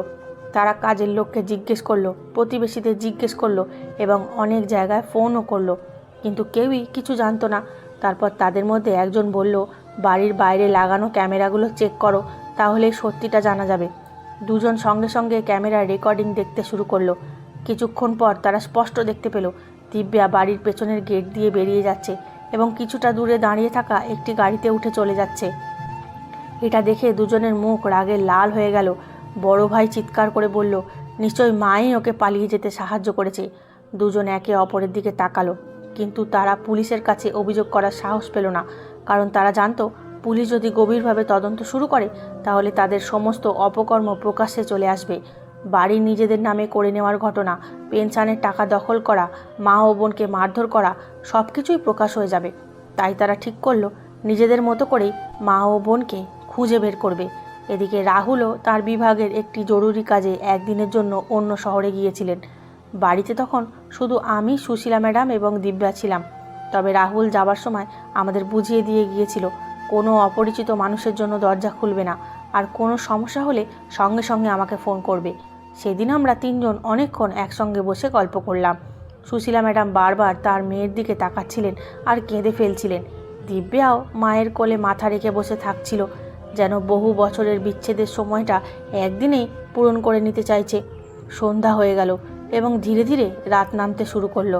হঠাৎ সুশীলা ম্যাডামের মনে পড়ল প্রতি মাসে এই তারিখের আশেপাশেই তার ছেলেরা ব্যাংকে গিয়ে পেনশনের টাকা তুলে নিত। তিনি ভয় পেয়ে বললেন, বেটা, আজ যখন ওরা ব্যাংকে যাবে এবং জানতে পারবে যে অ্যাকাউন্ট বন্ধ হয়ে গেছে, তখন ওরা খুব রেগে যাবে। আমি তাকে সাহস দিয়ে বললাম, ম্যাডাম চিন্তা করবেন না, এখন সব কিছু আইন মেনেই হয়ে গেছে। টাকাটা আপনার ছিল এবং এখন থেকে সেটা আপনার নিরাপদ অ্যাকাউন্টেই আসবে। কিছুক্ষণ পর সত্যিই তাই হলো। তার দুই ছেলে ব্যাংকে পৌঁছে গেল এবং প্রতিবারের মতো টাকা তোলার চেষ্টা করলো, কিন্তু ব্যাংকের কর্মচারী তাদের জানিয়ে দিলেন যে সেই অ্যাকাউন্ট বন্ধ হয়ে গেছে এবং এখন থেকে পেনশনের টাকা অন্য একটি অ্যাকাউন্টে যাবে। এটা শুনেই দুজন প্রচণ্ড রেগে গেল। তারা ব্যাংকের কর্মীদের ওপর চিৎকার করতে শুরু করলো, কিন্তু ব্যাংকের কর্মীরা পরিষ্কার জানিয়ে দিলেন এই সিদ্ধান্ত খাতাধারী নিজে উপস্থিত থেকে নিয়েছেন এবং সমস্ত প্রক্রিয়া নিয়ম মেনেই সম্পন্ন হয়েছে। এখন তাদের হাত থেকে সেই পথটাও বন্ধ হয়ে গিয়েছিল, যার মাধ্যমে তারা প্রতি মাসে মায়ের পেনশনের টাকা আত্মসাৎ করত। ব্যাংক থেকে বেরোনোর সময় দুজনের মুখে ভয়ঙ্কর রাগ স্পষ্ট দেখা যাচ্ছিল। সেদিন রাতেই প্রায় মাঝরাতের সময় হবে, চারপাশে নিস্তব্ধতা নেমে এসেছিল। হঠাৎ আমাদের বাড়ির বাইরে কয়েকজন মানুষের পায়ের শব্দ শুনতে পেলাম। প্রথমে মনে হলো হয়তো কোনো পথচারী হবে, কিন্তু পরের মুহূর্তেই প্রচণ্ড একটা শব্দ হলো এবং একটা বড় পাথর জানালার কাঁচ ভেঙে ঘরের ভেতরে এসে পড়ল। আমি ভয়ে উঠে বসে পড়লাম। দিব্যা ও সুশীলা ম্যাডামও আতঙ্কিত হয়ে গেলেন। তারপর দ্বিতীয় পাথর এলো, তারপর তৃতীয়টি। দেখতে দেখতে একের পর এক বড় বড় পাথর বাড়ির ভেতরে ছুঁড়ে মারা হতে লাগলো। জানালার কাঁচ ভেঙে মেঝেতে ছড়িয়ে পড়ল। দরজায় জোরে জোরে আঘাত করার শব্দ হতে লাগলো। বাইরে থেকে কয়েকজন চিৎকার করছিল, এই মেয়ে, বাইরে বেরিয়ে আয়। তুই যে বুড়ি মহিলা আর তার মেয়েকে লুকিয়ে রেখেছিস, তাদের আমাদের হাতে তুলে দে, নইলে ভালো হবে না। আরেকজন চিৎকার করে বলল, দরজা না খুললে বাড়িতে আগুন লাগিয়ে দেব। এটা শুনে সুশীলা ম্যাডাম কাঁপতে শুরু করলেন, আর দিব্যা ভয়ে আমার হাত শক্ত করে ধরে দাঁড়িয়ে রইল। আমিও জীবনে প্রথমবার এতটা ভয় পেয়েছিলাম, কিন্তু ঠিক সেই মুহূর্তেই আমার রাহুলের কথা মনে পড়ল। বিপদের সময় কখনো ভয় পেয়ে গেলে চলবে না। আমি সঙ্গে সঙ্গে দুজনকে একটি ঘরের ভেতরে বসিয়ে বললাম, আপনারা চিন্তা করবেন না, আমি তো আছি। তারপর সঙ্গে সঙ্গে রাহুলকে ফোন করলাম। ফোন ধরতেই আমি কাঁদতে কাঁদতে সব কিছু জানালাম। বললাম, কিছু লোক বাড়ির বাইরে দাঁড়িয়ে আছে, পাথর ছুঁড়ছে এবং হুমকি দিচ্ছে। আমার কথা শুনে রাহুলের গলা হঠাৎ কঠিন হয়ে গেল। তিনি বললেন, কাজল, কোনোভাবেই দরজা খুলবে না। আমি শহরে ফিরে এসেছি এবং আর কয়েক মিনিটের মধ্যেই সেখানে পৌঁছে যাচ্ছি। আমি ইতিমধ্যে কন্ট্রোল রুমে খবর দিয়ে দিয়েছি। তুমি শুধু মা ও মেয়েকে নিরাপদ ঘরের মধ্যে রাখো। তার কথা শুনে আমার মনে কিছুটা সাহস ফিরে এলো। বাইরে এখনও পাথর ছোঁড়ার শব্দ শোনা যাচ্ছিল। ঠিক তখনই দূর থেকে পুলিশের গাড়ির সাইরেনের শব্দ ভেসে এলো। কিছুক্ষণের মধ্যেই একের পর এক পুলিশের গাড়ি আমাদের বাড়ির সামনে এসে দাঁড়ালো এবং রাহুল দ্রুত ভেতরে ঢুকে এলো। তিনি আমাদের দেখে স্বস্তির নিঃশ্বাস ফেললেন। তারপর বাইরে বেরিয়ে সেই লোকগুলোকে ঘিরে ফেললেন যারা পালানোর চেষ্টা করছিল। পুলিশ চারদিক থেকে তাদের ধরে ফেলল। কয়েকজন অন্ধকারের সুযোগ নিয়ে পালানোর চেষ্টা করেছিল, কিন্তু বেশি দূর যেতে পারেনি। কিছুক্ষণের মধ্যেই সবাই ধরা পড়ল। তাদের কঠোরভাবে জিজ্ঞাসাবাদ করা হলে তারা ভয়ে সত্যি কথা বলে ফেলল। তারা জানালো সুশীলা ম্যাডামের ছেলেরা তাদের টাকা দিয়ে পাঠিয়েছিল, যাতে তারা আমাদের ভয় দেখিয়ে মা ও মেয়েকে আবার ফিরিয়ে নিয়ে আসে। এটা শুনে রাহুলের রাগ আরও বেড়ে গেল। তিনি সঙ্গে সঙ্গে দুই ছেলেকেও হেফাজতে নেওয়ার সিদ্ধান্ত নিলেন। সেই রাতেই পুলিশের একটি দল তাদের বাড়িতে পৌঁছে দুই ভাইকে জিজ্ঞাসাবাদের জন্য সঙ্গে নিয়ে এলো। প্রথমে তারা অনেক দাপট দেখাচ্ছিল, কিন্তু যখন তাদের সামনে সেই গুন্ডাদের বয়ান তুলে ধরা হলো, তখন তাদের মুখ থেকে আর কোনো কথাই বেরোলো না। রাহুল স্পষ্ট ভাষায় বললেন, মায়ের পেনশন দখল করা, তাকে হুমকি দেওয়া, বোনকে মারধর করা এবং এখন গুন্ডা পাঠিয়ে ভয় দেখানোর চেষ্টা করা, এই সব কিছুই অত্যন্ত গুরুতর অপরাধ। এবার আইন নিজের কাজ করবে। সুশীলা ম্যাডাম এসব শুনে কাঁদতে লাগলেন, কিন্তু এবার তাঁর চোখের জলে ভয়ের চেয়ে স্বস্তিই বেশি ছিল। দিব্যাও মায়ের হাত ধরে দাঁড়িয়েছিল। তার মুখে প্রথমবার এমন এক শান্তি দেখা যাচ্ছিল, যেন বহু বছর পর তার বুক থেকে কোনো বিশাল বোঝা নেমে গেছে। আর আমি মনে মনে ঈশ্বরকে ধন্যবাদ জানাচ্ছিলাম যে অবশেষে সেই মা মেয়ের জীবনে ন্যায় বিচারের আলো পৌঁছতে শুরু করেছে। রাহুল তার পুরো পুলিশ টিম নিয়ে সেদিন রাতেই সুশীলা ম্যাডামের দুই ছেলের বাড়িতে পৌঁছে গিয়েছিলেন। তার সঙ্গে মহিলা পুলিশও ছিল, যাতে পুরো প্রক্রিয়াটি আইন মেনেই সম্পন্ন হয়। পুলিশের গাড়িগুলো বাড়ির সামনে দাঁড়াতেই পুরো পাড়ায় হইচই পড়ে গেল। দুই ভাই প্রথমে অনেক দাপট দেখিয়ে বলতে লাগলো যে তারা কিছুই ভুল করেনি, কিন্তু রাহুলের হাতে তখন একটি নয়, একাধিক শক্ত প্রমাণ ছিল। ব্যাংকের রেকর্ড ছিল, যা প্রমাণ করেছিল যে তারা নিজেদের মায়ের পেনশন দখল করেছিল। সেই গুন্ডাদের বয়ান ছিল, যারা স্বীকার করে নিয়েছিল যে তাদের টাকা দিয়ে আমাদের বাড়িতে হামলা করতে পাঠানো হয়েছিল। প্রতিবেশীদের বক্তব্য ছিল, যারা বছরের পর বছর মা ও মেয়ের ওপর হওয়া অত্যাচার নিজের চোখে দেখেছিল। আর সবচেয়ে বড় কথা, সুশীলা ম্যাডাম এবং দিব্যার নিজের সাক্ষ্যও ছিল। তাই পুলিশ কোনো দেরি না করে দুই ভাইকে গ্রেপ্তার করলো। তাদের দুই স্ত্রীকেও জিজ্ঞাসাবাদ করা হলো, কারণ তারাও দিব্যা এবং সুশীলা ম্যাডামের সঙ্গে অত্যন্ত খারাপ ব্যবহার করেছিল। পুরো পাড়ার মানুষ নিজেদের বাড়ি থেকে বাইরে বেরিয়ে এসেছিল। কেউই সেই দুই ভাইয়ের পক্ষ নেয়নি, বরং সবাই বলছিল খুব ভালো হয়েছে, অবশেষে ওরা নিজেদের কাজের শাস্তি পাবে। এত বছর ধরে এই লোকগুলো নিজেদের মা আর বোনের জীবন দুর্বিষহ করে রেখেছিল, কিন্তু ভয়ের কারণে এতদিন কেউ প্রকাশ্যে কিছু বলতে পারেনি। এবার মামলাটি আদালত পর্যন্ত পৌঁছে গেল। কিছুদিন পর এই মামলা শুনানি শুরু হলো। সেদিন আদালতে প্রচুর ভিড় ছিল, কারণ এই ঘটনাটি পুরো শহরে আলোচনার বিষয় হয়ে উঠেছিল। মানুষ জানতে চাইছিল, সত্যি কি একজন মা ন্যায় বিচার পাবেন? আমি, রাহুল, সুশীলা ম্যাডাম এবং দিব্যা, আমরা সবাই আদালতে পৌঁছালাম। সুশীলা ম্যাডামের মুখে ছিল উদ্বেগ, কিন্তু রাহুল তাকে আশ্বস্ত করে বললেন এবার সত্যেরই জয় হবে। অন্যদিকে তার দুই ছেলেকেও আদালতে নিয়ে আসা হয়েছিল। তাদের মুখে আগের মতো কোনো দাপট ছিল না, কারণ তারা বুঝে গিয়েছিল এবার আইনের সামনে নিজেদের বাঁচানো সহজ হবে না। শুনানি শুরু হলো। আমাদের আইনজীবী প্রথমেই বিচারকের সামনে পুরো ঘটনাটি শুরু থেকে শেষ পর্যন্ত তুলে ধরলেন। তিনি বললেন, মাননীয় বিচারক মহাশয়, এটি শুধু একটি সম্পত্তির মামলা নয়, এটি একজন মায়ের জীবন ধ্বংস করে দেওয়ার মামলা। এটি সেই দুই ছেলের গল্প, যারা নিজেদের মাকে মা হিসেবে নয়, বরং উপার্জনের একটি মাধ্যম হিসাবে দেখেছে, যারা নিজেদের আপন বোনকে কাজের লোকের মতো ব্যবহার করেছে, যারা নিজেদের মায়ের পেনশন দখল করেছে, যারা প্রতারণা করে তার বাড়ি নিজেদের নামে করে নিয়েছে। আর যখন সেই মা প্রতিবাদ করার চেষ্টা করেছে, তখন তাকে প্রাণে মেরে ফেলার হুমকি দিয়েছে। আমাদের আইনজীবী একে একে সমস্ত প্রমাণ আদালতের সামনে পেশ করলেন। তারপর তিনি বললেন, মাননীয় বিচারক মহাশয়, একটু ভেবে দেখুন, একজন বৃদ্ধা মা, যিনি সারা জীবন পরিশ্রম করে নিজের সন্তানদের বড় করেছেন, সেই মাকেই আজ প্রচণ্ড রোদের মধ্যে খেলনার ঝুড়ি নিয়ে বসতে বাধ্য করা হয়েছে, শুধু এই কারণে যাতে তার ছেলেরা তার উপার্জন করা সামান্য টাকাটুকুও কেড়ে নিতে পারে। তাকে ঠিকমতো খাবার পর্যন্ত দেওয়া হতো না, অসুস্থ হলে ওষুধ কেনার জন্য টাকাও দেওয়া হতো না, তার নিজের পেনশন তার হাতে পৌঁছাতে দেওয়া হয়নি এবং তার মেয়ে দিব্যাকে পুরো বাড়ির কাজের লোক বানিয়ে রাখা হয়েছিল। সকাল থেকে রাত পর্যন্ত তাকে দিয়ে কাজ করানো হতো। সামান্য সামান্য কারণে তাকে মারধর করা হতো এবং অপমান করা হতো। আর সেই মাকে হুমকি দেওয়া হতো যে তিনি যদি পুলিশের কাছে যান তাহলে তার মেয়ের মৃতদেহও খুঁজে পাওয়া যাবে না। আদালত জুড়ে একেবারে নীরবতা নেমে এলো। সবাই মন দিয়ে কথাগুলো শুনছিল। তারপর আমাদের আইনজীবী ব্যাংকের নথিপত্র পেশ করলেন। সেই নথি থেকে পরিষ্কার প্রমাণ হয়ে গেল কেন সুশীলা ম্যাডামের পুরনো অ্যাকাউন্ট বন্ধ করে নতুন অ্যাকাউন্ট খোলা জরুরি ছিল। কারণ আগের অ্যাকাউন্টটি সম্পূর্ণ নিয়ন্ত্রণ তার ছেলেদের হাতে ছিল।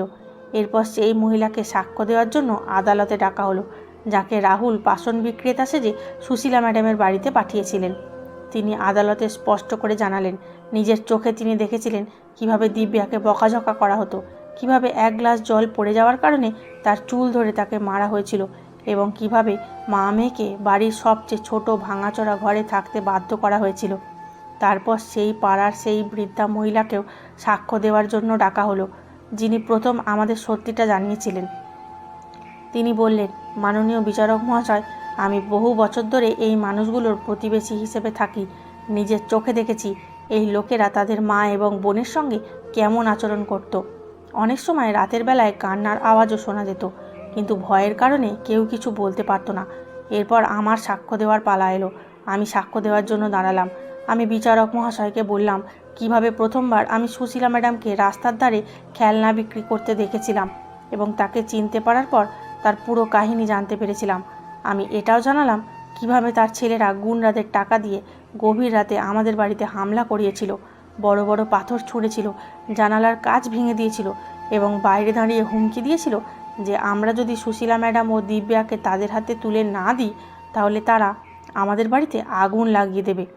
আমি বললাম সেদিন রাতে রাহুল যদি সময় মতো না পৌঁছাতো তাহলে কি যে হয়ে যেত তা আমি জানি না।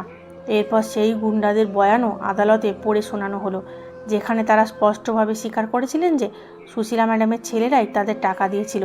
এটা শুনে আদালতে উপস্থিত প্রত্যেক মানুষই হতবাক হয়ে গেল। শেষে সুশীলা ম্যাডাম নিজেই সাক্ষ্য দেওয়ার জন্য দাঁড়ালেন। তার চোখ থেকে অনবরত জল গড়িয়ে পড়ছিল। তিনি কাঁপা গলায় বললেন, বিচারক মহাশয়, আমি কখনো স্বপ্নেও ভাবিনি যে যে ছেলেদের আমি নিজের কোলে মানুষ করেছি, যাদের সুখের জন্য আমি আমার পুরো জীবন উৎসর্গ করেছি, তারাই একদিন আমাকে এই অবস্থায় এনে দাঁড় করাবে। আমি আজও তাদের ঘৃণা করি না, কিন্তু আমি চাই না অন্য কোনো মায়ের সঙ্গে যেন এমনটা কখনো না হয়। তাই ওরা যা করেছে তার শাস্তি ওদের অবশ্যই পাওয়া উচিত। তার কথা শুনে আদালতে বসে থাকা অনেক মানুষের চোখে জল এসে গেল। এমনকি বিচারক মহাশয়ও কয়েক মুহূর্ত একেবারে নীরব হয়ে রইলেন। তিনি একটু জল খেলেন এবং তারপর সমস্ত ফাইল মন দিয়ে দেখতে লাগলেন। কিছুক্ষণ পুরো আদালত জুড়ে নিস্তব্ধতা বিরাজ করল। অবশেষে বিচারক মহাশয় তাঁর রায় ঘোষণা করতে শুরু করলেন। তিনি বললেন, এই আদালতের সামনে যে সমস্ত প্রমাণ পেশ করা হয়েছে তা থেকে স্পষ্ট প্রমাণিত হয় যে অভিযুক্তরা নিজেদের মা এবং আপন বোনের সঙ্গে অত্যন্ত অমানবিক আচরণ করেছে। তারা প্রতারণার মাধ্যমে সম্পত্তি নিজেদের নামে করিয়ে নিয়েছে, পেনশনের টাকা দখল করেছে, মানসিক ও শারীরিক নির্যাতন করেছে, প্রাণে মেরে ফেলার হুমকি দিয়েছে এবং সাক্ষীদের ভয় দেখানোর জন্য গুন্ডাদের ব্যবহার করেছে। এই ধরনের অপরাধ কোনো সভ্য সমাজেই মেনে নেওয়া যায় না। তাই আদালত উভয় অভিযুক্তকে তাদের অপরাধের জন্য দোষী সাব্যস্ত করে কঠোর শাস্তি প্রদান করছে। পাশাপাশি এই নির্দেশও দেওয়া হচ্ছে যে সুশীলা ম্যাডামের বাড়ি এবং তার সমস্ত সম্পত্তি তাকে ফিরিয়ে দিতে হবে। তার পেনশনের ওপর এখন থেকে অন্য কারো কোনো অধিকার থাকবে না এবং দিব্যার নিরাপত্তার সম্পূর্ণ দায়িত্ব পুলিশ প্রশাসন নেবে। বিচারক মহাশয়ের রায় শোনা মাত্র পুরো আদালত নীরব হয়ে গেল। তারপর ধীরে ধীরে মানুষের মুখে স্বস্তি ফুটে উঠল। সুশীলা ম্যাডাম হাউ মাউ করে কেঁদে ফেললেন, কিন্তু এবার তার চোখের জল কষ্টের ছিল না, ছিল ন্যায় বিচার পাওয়ার আনন্দের। দিব্যা মাকে জড়িয়ে ধরল এবং আমিও তাদের দেখে আবেগাপ্লুত হয়ে পড়লাম। রাহুল আমার দিকে তাকিয়ে হালকা হাসল, যেন বলছিল অবশেষে সত্যেরই জয় হলো। সেদিন আমি চিরদিনের জন্য একটা কথা বুঝে গিয়েছিলাম, অন্যায় যতই শক্তিশালী মনে হোক না কেন, কেউ যদি সাহস করে সত্যের পাশে দাঁড়ায় এবং সঠিক সময়ে নিজেদের আওয়াজ তোলে তাহলে হয়তো দেরি হয়, কিন্তু একদিন না একদিন ন্যায় বিচার অবশ্যই পাওয়া যায়। সেদিন আদালতের রায় ঘোষণার পর পুলিশ দুই ভাইকে জেলে নিয়ে যেতে শুরু করলো। দুজনের হাতেই হাতকড়া পরানো ছিল এবং তাদের মুখ থেকে সমস্ত অহংকারও উধাও হয়ে গিয়েছিল। ঠিক তখনই তাদের দুই স্ত্রী কাঁদতে কাঁদতে সুশীলা ম্যাডামের কাছে ছুটে এলো এবং তার পায়ে পড়ে গেল। তারা হাউমাউ করে কাঁদতে কাঁদতে বলতে লাগলো, মা, আমাদের ক্ষমা করে দিন, আমাদের স্বামীদের জেলে যেতে দেবেন না, ওদের ভুল হয়ে গেছে, আমরা হাত জোর করে অনুরোধ করছি, আপনি আপনার মামলা তুলে নিন। তারা দুজনেই অনবরত কাঁদছিল এবং বারবার ক্ষমা চাইছিল। কিন্তু এবার সুশীলা ম্যাডাম একেবারে শান্তভাবে দাঁড়িয়ে রইলেন। তিনি চোখের জল মুছে খুব দৃঢ় গলায় বললেন, আজ যখন তোমাদের স্বামীদের ওপর বিপদ এসেছে তখন তোমাদের আমার কথা মনে পড়ছে? আজ তোমরা আমার পায়ে পড়ছো, কিন্তু আমাকে একটা কথা বলো, যখন তোমরা দুজন প্রতিদিন আমার সঙ্গে এবং আমার মেয়ের সঙ্গে অত্যাচার করতে, তখন কি তোমাদের মনে আমাদের জন্য একটুও দয়া হতো না? যখন আমার মেয়েকে সামান্য সামান্য কারণে চড় মারতে, তখন কি তোমাদের মনে পড়তো না যে সেও কারো মেয়ে? যখন আমাকে না খাইয়ে রাখা হতো, যখন আমার ওষুধ কেনার জন্য টাকা দেওয়া হতো না, যখন আমার নিজের পেনশনের টাকাও আমার কাছ থেকে কেড়ে নেওয়া হতো, তখন তোমরা দুজনও তো সেখানে দাঁড়িয়ে সব কিছুই দেখতে। বরং অনেক সময় তোমরাও আমাকে নিয়ে ঠাট্টা করেছো এবং দিব্যাকে কাজের লোকের মতো কাজ করিয়েছো। তখন তোমরা কখনো ভাবোনি যে একজন বৃদ্ধা মায়ের ওপর দিয়ে কী ঝড় বয়ে যাচ্ছে। তাই আজ আমি আইনের পথে বাধা হয়ে দাঁড়াবো না। আদালত যে সিদ্ধান্ত দিয়েছে সেটাই হবে। আমি কারো ওপর প্রতিশোধ নিচ্ছি না, কিন্তু এখন থেকে অন্যায়ও সহ্য করব না। তোমরা এখান থেকে চলে যাও। তার কথা শুনে দুই মহিলার কাছে আর কোনো উত্তর ছিল না। তারা কাঁদতে কাঁদতে সেখান থেকে চলে গেল। কয়েকদিনের মধ্যেই তারা দুজন নিজেদের বাপের বাড়িতে চলে গেল, কারণ এখন তাদের কাছে থাকার মতো আর কিছুই অবশিষ্ট ছিল না। এদিকে সুশীলা ম্যাডাম তার বাড়ি ফিরে পেয়েছিলেন।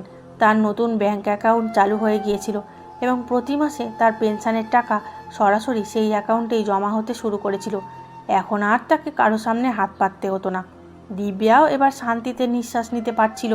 ধীরে ধীরে সে নিজের পুরনো ভয় থেকে বেরিয়ে আসতে শুরু করলো। বাড়িতে প্রথমবারের মতো শান্তি নেমে এসেছিল। যে ছোট্ট ভাঙাচোরা ঘরে মা মেয়েকে থাকতে বাধ্য করা হয়েছিল, তার পরিবর্তে এখন তারা নিজেদের বাড়িতে সম্পূর্ণ সম্মান নিয়ে বসবাস করছিলেন। সুশীলা ম্যাডাম প্রথমেই নিজের বাড়ি পরিষ্কার করালেন, তারপর সেই ঘরটিও মেরামত করালেন যেখানে তাকে থাকতে বাধ্য করা হয়েছিল। তিনি বললেন, এই ঘরটাকে আমি আর কখনো এমন অবস্থায় রাখবো না। এটা আমাকে আমার খারাপ দিনগুলোর কথা মনে করিয়ে দেয়, কিন্তু এখন আমি এটাকে নতুন শুরুর মতো করে সাজাবো। কিছুদিন পর বাড়ির মেরামতের কাজও শেষ হয়ে গেল। দিব্যাও নিজের জীবন নতুন করে শুরু করার সিদ্ধান্ত নিল। সে একটি ভালো চাকরির জন্য প্রস্তুতি নিতে শুরু করলো। পাশাপাশি আশেপাশের দরিদ্র শিশুদের বিনামূল্যে পড়াতেও শুরু করলো, কারণ সে তার মায়ের কাছ থেকে শিখেছিল যে সমস্যা যতই বড় হোক না কেন, একজন মানুষকে কখনো ভালো থাকার পথ ছেড়ে দেওয়া উচিত নয়। একদিন সুশীলা ম্যাডাম আমাদের বাড়িতে এলেন। তার হাতে ছিল এক বাক্স মিষ্টি। এসেই তিনি আমাকে এবং রাহুলকে জড়িয়ে ধরলেন। তার চোখে আনন্দের জল ছিল। তিনি বললেন, বেটা, সেদিন তুমি যদি আমাকে বাজারে চিনতে না পারতে এবং আমার কাছে না আসতে, তাহলে হয়তো আমি সারা জীবন সেই রাস্তায় খেলনা বিক্রি করেই কাটিয়ে দিতাম, আর আমার মেয়েও সেই নরকের মধ্যেই পড়ে থাকতো। তোমরা দুজন শুধু আমার জীবন নয়, আমার মেয়ের জীবনও বাঁচিয়েছো। আমি সারা জীবন তোমাদের এই উপকারের কথা ভুলবো না। আমি হেসে তার হাত ধরে বললাম, ম্যাডাম, আপনি এমন কথা বলবেন না। ছোটবেলায় আপনিই তো আমাদের মানবিকতা শিখিয়েছিলেন। আজ আমাদের শুধু সেই শিক্ষাটাই ফিরিয়ে দেওয়ার সুযোগ হয়েছে। রাহুলও হেসে বলল, ম্যাডাম, এটাই তো আমাদের কর্তব্য ছিল। আইন যদি একজন অসহায় মাকে সাহায্য না করে, তাহলে সেই আইনেরই বা কী অর্থ?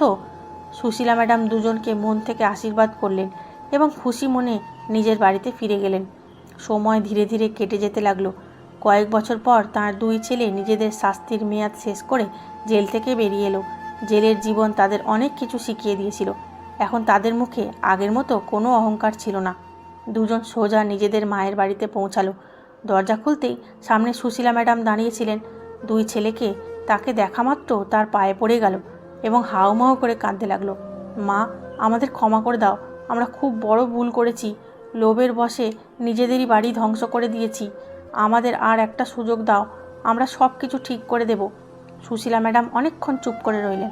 তারপর তিনি দুজনকে উঠিয়ে বললেন, আমি মা, তাই আমার মনে ঘৃণা বেশি দিন থাকতে পারে না। আমি তোমাদের ক্ষমা করছি, কারণ আমি যদি ক্ষমা না করি তাহলে আমার নিজের মনও শান্তি পাবে না। কিন্তু একটা কথা সবসময় মনে রেখো, ক্ষমা করা আবার বিশ্বাস করা দুটো এক জিনিস নয়। তোমরা যা করেছো তা আমি কখনো ভুলতে পারবো না। তাই তোমাদের আমি এই বাড়িতে আর থাকতে দেব না। এই বাড়ি এখন আমার এবং দিব্যার শান্তির বাড়ি। তোমরা নিজেদের পরিশ্রমে নতুন জীবন শুরু করো, যেখানে থাকতে চাও সেখানে গিয়ে থাকো, কিন্তু এখন থেকে এই বাড়ির ওপর কোনো অধিকার দাবি করবে না। দুই ছেলে মাথা নিচু করে সেখান থেকে চলে গেল। তারা বুঝে গিয়েছিল নিজেদের ভুলের কারণে তারা সব কিছু হারিয়েছে। এরপর দুজন নিজেদের স্ত্রীদের কাছে গেল। তাদের মনে হয়েছিল হয়তো এবার তাদের স্ত্রীরা তাদের পাশে দাঁড়াবে, কিন্তু সেখানেও তারা ঠিক সেই আচরণই পেল যা তারা অন্যদের সঙ্গে করেছিল। বড় ছেলের স্ত্রী দরজা খুলেই স্পষ্ট করে বলল, এখন এখানে কেন এসেছো? তোমার কাছে আর কি আছে? না আছে বাড়ি, না আছে টাকা। এখন আমি তোমার সঙ্গে থাকতে চাই না। আমি তোমার কাছ থেকে ডিভোর্স চাই। তুমি যেখানে যেতে চাও চলে যাও। এই বলে সে তার মুখের ওপর দরজা বন্ধ করে দিল। ছোট ছেলে তার স্ত্রীর কাছে গেলে সেও স্পষ্ট ভাষায় বলল, যতদিন না তুমি নিজের পরিশ্রমে কিছু একটা তৈরি করছো, নিজের বাড়ি বানাচ্ছ এবং সৎভাবে উপার্জন করতে শিখছো, ততদিন আমি তোমার সঙ্গে যাব না। আমি আর আগের মতো জীবনযাপন করতে চাই না। দুই ভাই সেখান থেকেও হতাশ হয়ে ফিরে এলো। এখন তাদের কাছে না ছিল কোনো বাড়ি, না পরিবার, না টাকা, আর না এমন কোনো আপনজন যে তাদের জন্য অপেক্ষা করছিল। তারা দুজন রাস্তার ধারে দাঁড়িয়ে একে অপরের মুখের দিকে তাকিয়ে রইল। আর হয়তো জীবনের প্রথমবার তারা উপলব্ধি করলো যে তারা নিজেদের মা এবং বোনের সঙ্গে যা করেছিল শেষ পর্যন্ত তার পরিণতি তাদেরও ভোগ করতে হয়েছে। অন্যদিকে সুশীলা ম্যাডাম নিজের বাড়িতে মেয়ে দিব্যাকে নিয়ে সম্মান এবং শান্তিতে জীবন কাটাতে লাগলেন। তাদের মুখে আবারও হাসি ফিরে এসেছিল। দিব্যাও নিজের পায়ে দাঁড়িয়ে গিয়েছিল এবং মা মেয়ে প্রতিদিন ঈশ্বরকে ধন্যবাদ জানাতো যে সঠিক সময়ে তাদের জীবনে এমন কিছু মানুষ এসেছিল যারা ভয় পাওয়ার বদলে সত্যের পাশে দাঁড়িয়েছিল এবং তাদের ন্যায় বিচার পাইয়ে দিয়েছিল। এই কারণে তাদের জীবনের শেষ অধ্যায়টা আর কষ্টে নয়, বরং সম্মান, আশা এবং শান্তিতে ভরে উঠেছিল। বন্ধুরা, এই ছিল আজকের গল্প। গল্পটি আপনাদের কেমন লাগলো অবশ্যই কমেন্টের মাধ্যমে জানাবেন। আমি আপনাদের সকলের কমেন্টের উত্তর দেব। ধন্যবাদ।